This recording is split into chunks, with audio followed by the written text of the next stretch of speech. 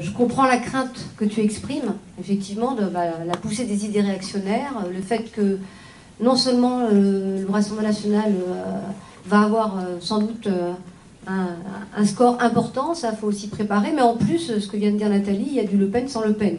C'est-à-dire qu'en fait, ces idées réactionnaires, elles sont défendues par des tas de forces politiques. Mais justement, sur qui on peut s'appuyer pour lutter contre ce courant-là, hein? Certainement pas sur des forces qui se disent de gauche et qui ont contribué à les renforcer, à les faire naître. Hein, parce que quand même, il faut quand même se souvenir de la responsabilité des partis du Parti socialiste, du Parti communiste qui ont été au pouvoir, qui pendant des années ont mené des politiques anti-ouvrières, ont démoralisé les militants.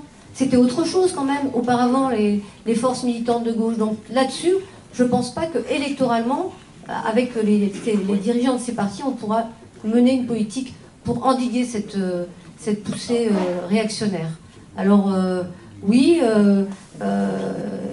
quand ça bouge dans la société, effectivement, il y a eu le mouvement des Gilets jaunes, qui a eu en novembre-décembre, qui a été un mouvement de masse, hein, à une certaine échelle. Bon, ensuite, il a pris un autre caractère, mais il est toujours persistant. Il a montré en tout cas que la résignation n'est pas éternelle. Et ce qu'on voit quand même, c'est que ces idées réactionnaires, ce repli nationaliste, il prospère aussi sur la résignation. Il prospère aussi sur la démoralisation. Et dès que, justement, on commence à relever la tête et à voir qui est vraiment responsable, et bien là, dans ce cas-là, les travailleurs, quand ils bougent, il n'y a aucune force en trop.